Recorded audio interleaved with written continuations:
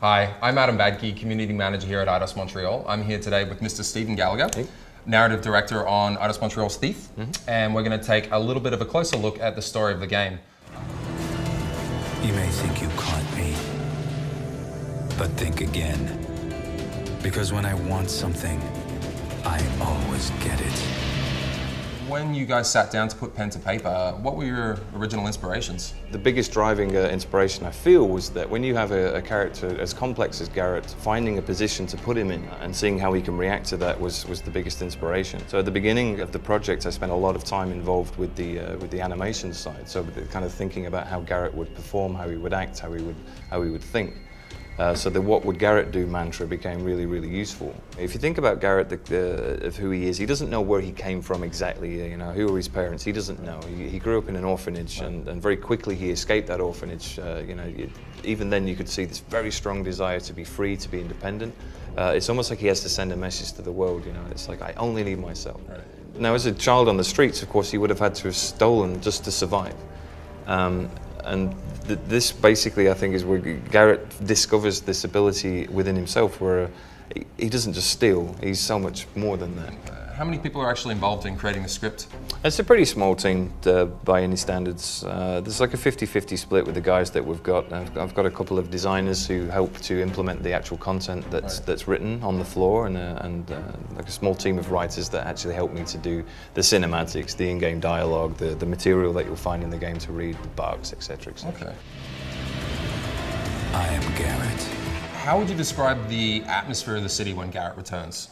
The atmosphere of the city's pretty oppressive. It's not a happy place. A lot has gone wrong. I mean, the Baron's oppressing the people with the militia on the streets, the watch, there's a sickness in the air, the people are really struggling, there's a food shortage. It's a pretty emotionally raw experience for Garrett when he gets back. So can you tell us a little bit more about the Baron? Like, who is he and why is he in control of the city?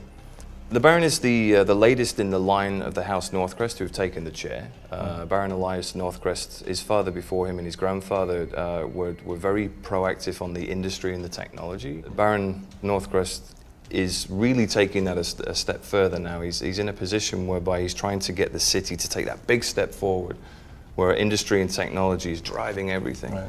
Unfortunately, this is coming at the price of the people's happiness, because as the city's starting to degenerate, things are getting out of control, and everyone's pretty unhappy. What relation does narrative have to the game design and the actual implementation of the mechanics of the game? Yeah, I'll give you an analogy that I used when we started. I see it as a bridge between the gameplay and the story itself. Because writing a good story doesn't mean that it's going to just be easy to tell it because it's in a game.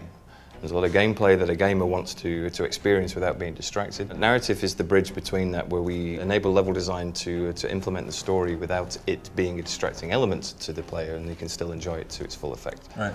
So what are fans of the classic Thief games going to love about the story of Eidos Montreal's Thief? The same as everybody else. I mean, it's got a great story. You don't need to have played the old games to enjoy the new story of Thief. I'll repeat, as I've said in the past, is they're separate stories. The main narrative arc is actually quite linear, but we do have an interesting scenario where the city itself evolves around that narrative arc, so it gets you more immersed and more connected with where you live. Having said that, there is side content. Of course, we want to give variety and extra content to players who want to explore. Right. So all the way throughout the game, you have the ability to go off and find these optional content. Cool. Having said that, if you do know the old Thief universe, then you can still explore our world and see if there's stuff in there that might get your interest up about some things, but you'll have to play the game and explore to find those things. Excellent. A lot of people are wondering if we're going to see any reference to the classic factions from the old Thief games. I will say, it's been mentioned before, we love the Thief universe. If you explore, maybe you'll find some things which, if you know what you're looking for, you'll be like, wait a minute, that's kind of interesting. That's all I'm going to say for now. I suggest, like I say, play the game, enjoy the story. You'll have all the answers you ever wanted. Very interesting.